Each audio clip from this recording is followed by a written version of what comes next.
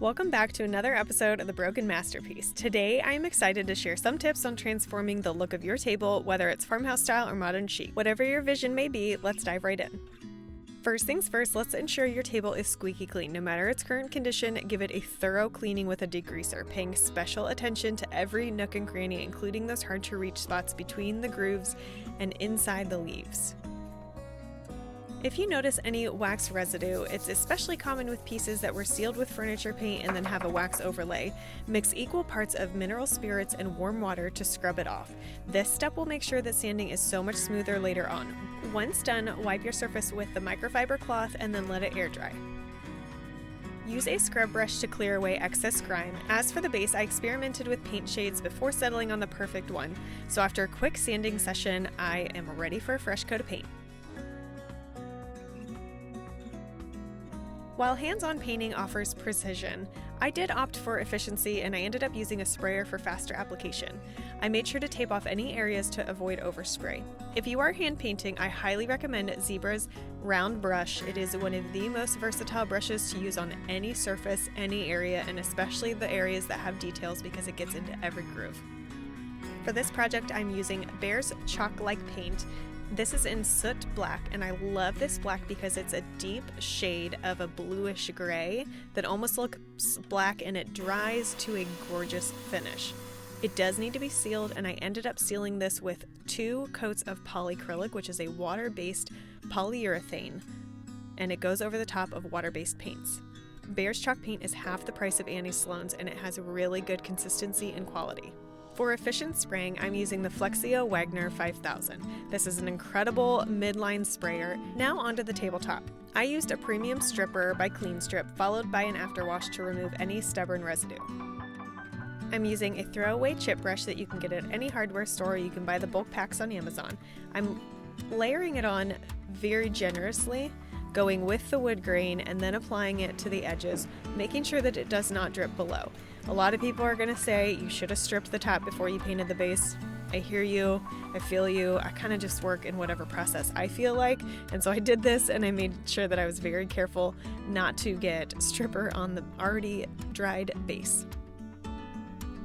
Premium stripper works really fast, so this was done in about 20 minutes. I was able to scrape this off with my paint scraper. I'm wearing a full mask. This is not biodegradable. This is why you see me talking about Green Easy's strip and clean so much, because that stuff you can just throw in the trash.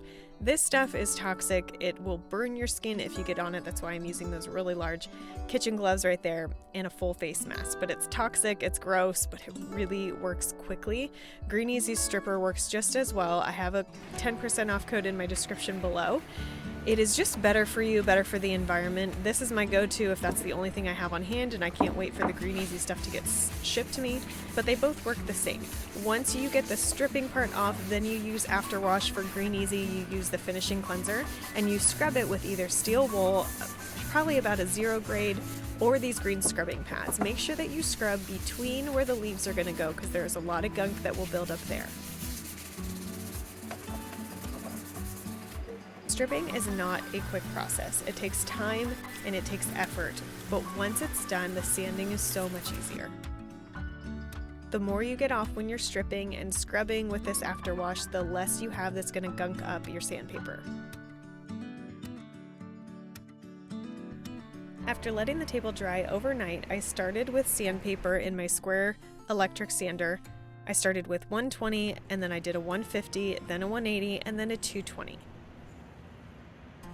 I hand sanded all the edges because there was a curve and it fits nicely in the palm of your hand, but with the electric sander I made sure to go up and down. It's not an orbital, so you can't just go randomly. I go up and down with the wood grain, and anytime there's any bit of gunk and you notice sanding marks on your table, check your sandpaper, make sure you use another sheet of sandpaper and wipe off those gunk spots or take a paint scraper to it, and then continue.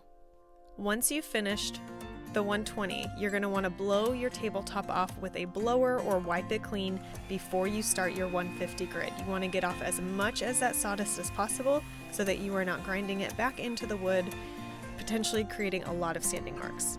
So in between every coat that you do, you're going to blow off and wipe clean. When you're all done, you're going to precondition the wood with mineral spirits. With a microfiber rag, you're also going to get a lot of the dust that's invisible, that you can't even see, off.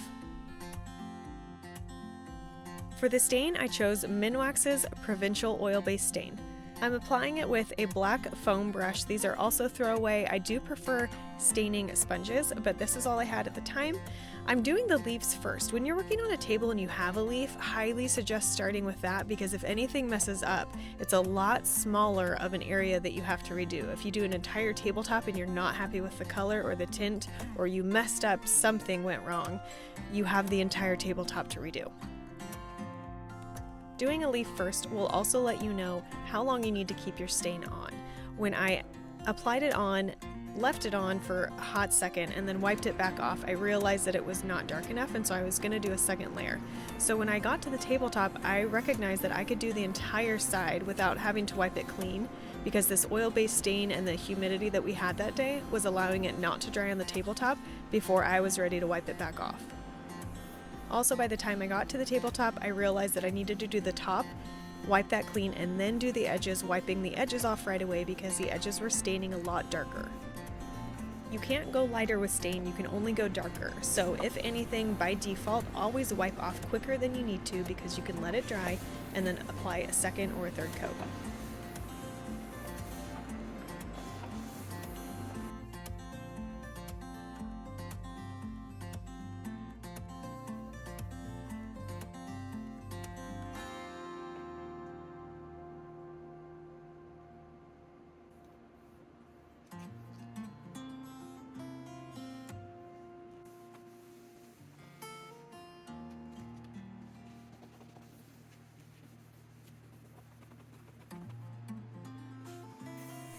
I have a little secret for you in the top coat that I use to make my tabletops flawless. I mix 10% mineral spirits to polyurethane. I strain this through a micron strainer, and I apply 3 light coats. I sand between the second and the third coat with 320 grit. This makes my tabletops unbelievably smooth. If you're brushing your top coat on, you can still get this type of finish as long as you are thinning your mineral spirits and straining it before you apply it. Make sure you're applying it with a really good brush.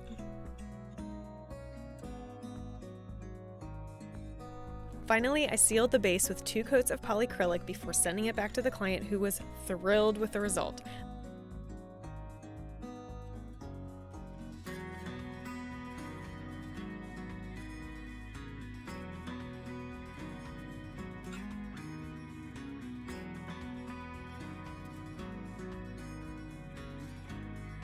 I hope you enjoyed this furniture flip. Don't forget to share your thoughts on this bold color choice below, and I will catch you all next week.